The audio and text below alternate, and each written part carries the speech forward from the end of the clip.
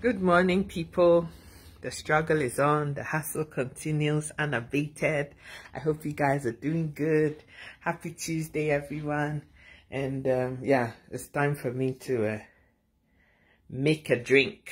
So it's going to be noisy. You guys, you're used to it already. So let's hit the ground running. I ain't got time. Today, I want to talk about, this concept of helping people. To the point where some people think that it is an obligation.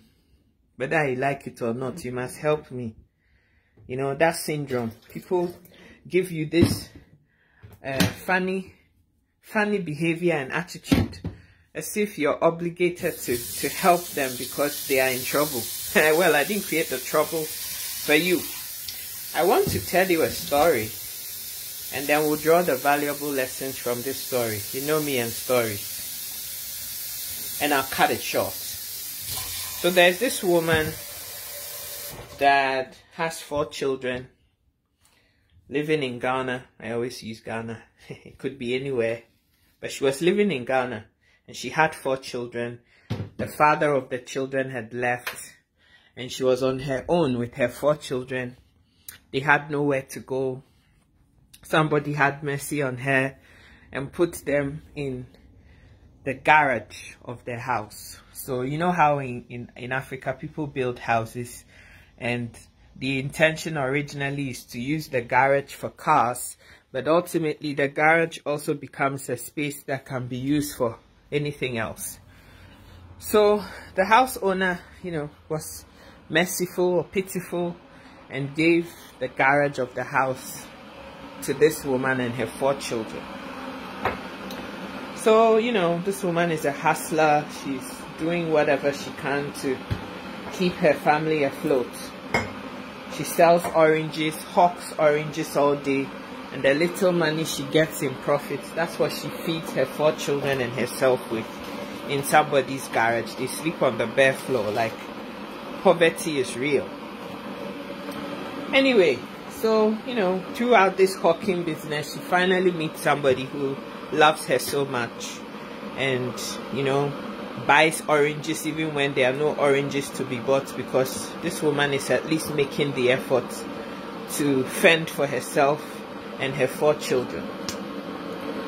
This woman becomes very close friends with her. Sometimes she would employ her to help her with housework and pay her extra money, so that she can, and even give her food for her family. This goes on for a time, and this helpful woman and her family all get to know her and are very helpful to her. Unfortunately, and I'm not going to go into the ins and outs of it, but this orange hawker contracts HIV and dies. And so now her 4 children are left. Their dad was an absentee dad anyway, and their mom has died. This woman thinks deeply about this whole thing and decides to at least help one of the 4 children, so that when they are established, they can that one can help the other 3 to also pick themselves up. So she picks one of them, brings them home to her house, puts her in school, gets her extra tuition, and then this girl helps around the house with all her own children too.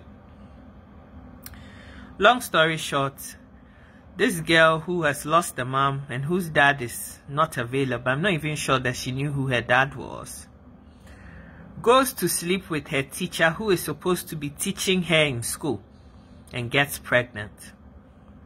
Some way, somehow, her friends teach her how to have an abortion, and she starts to have the abortion, and then complications set in. Long story short, she had to be rushed into hospital, and then the abortion is completed safely. The woman gets so angry and throws this girl out of the house because it doesn't look like she's learned any lessons in life. People go and beg and kneel and cry, and this woman again looks with her with pity because of the mom that had died and the relationship that they had, and takes this girl back a second time. 6 months later, this girl is pregnant again with the same teacher who was supposed to have been teaching her. And this time the woman says, I've had enough. Get the hell out of my house. A few short years later, it turns out that this girl has now gone on to have 2 children with this school teacher. And the school teacher has now dumped her and her 2 girls and gone on to other things or other people. The point I'm making here is that the reason why people are reluctant these days to help other people, when you see that somebody is in stark poverty and struggling, and you think that, oh, you know, my life is a tad better than theirs, so let me just, you know, stretch out my hand and give a helping hand. The people slap your face with the help is that it's because of some of these reasons. And so some of us had a look at the trends and have decided that we only help people who are hustling. If you put yourself in trouble and you want help, but you yourself are not prepared to go hustle for yourself, I beg you, don't think that anybody owes you anything to help you. And that is a lot of things. I get a lot of messages in my inbox. I have 4 children and I don't know how to fend for them. So I was hoping that you can help me. Did I ask you to have 4 children? When you open your leg and you have first child, common sense didn't tell you that, look, I can't afford to look after this child, so let me stop at that. You still went and opened your legs 2, 3, 4 times, and now you're coming to me to help you to look after your 4 children. What shows that when you start getting the help that you want from me, you will not go open your legs and have 5 and 6 and 7. Don't come into my inbox wanting help from me when you are not doing anything to help yourself, okay? Don't bother, because I ain't got time. As I'm talking to you now, my shoulder is so sore that I can't twist my head or tilt my head to the left side without moving my whole body in that direction, okay? I have to take painkillers, this, that, and the other. But you know what? The hustle is real. If I don't work, I don't eat. Yeah, I'm working 12 hours, 6 days a week in order to keep body and soul together. So I beg you, please, stop coming into my inbox and asking me help, because I ain't got time for you. I don't have anybody to pay my rent. I don't have anybody to feed me. I don't have anybody to deal with any of the financial commitments that I have in my life. My medication, my nothing. I am my own self. If I don't work, I don't eat. It is as simple as that. I can't go and call my dad or my mom and cry on them till they have their own problems. They've given birth to me. They've helped me. I have the best of education. They've given me all the tools I need to survive. If I can't survive, it's not their problem. The crux of what I'm saying here is that I know we're all human. I know we all go through challenges, and you know, there is blessing in helping people. But seriously speaking, the blessing in helping people comes. And I'm sorry guys, but my lips are always cracked. And so this is how it is. Take it or leave it. The fact of the matter here is that at the end of the day, you help. Heaven helps those who help themselves. Right? If you help yourself, heaven will help you. If I see that you are pushing boundaries, you are doing everything, you're hustling, and you're putting yourself out there, you're doing everything humanly possible to make it in this life, the heavens always bring the help that you need to help you keep pushing. But if you have decided that you don't want to do anything, you don't want to struggle, you don't want to do anything, you just want to sit there, cross your legs, and for manna to fall from heaven, you'll be waiting a very long time. And me, I ain't got time for you. This life right now in 2022 is survival of the fittest. It is. You hustle hard and the Lord blesses your work. If you're not prepared to do anything, don't expect anything back. That's how it is. Like, we're all hustling. The life ain't easy for anybody. It doesn't get easier for anyone. We all have our problems. I have mine. I don't come and sit on social media and ask people to help me with my problem. If you knew the problems I have, you won't even call me again. But it is my problem and I'm managing it. You too, manage yours. You know? Heaven helps those who help themselves. And I've realized that it is only when people are financially invested themselves in whatever it is that they want to do, is when they take it seriously.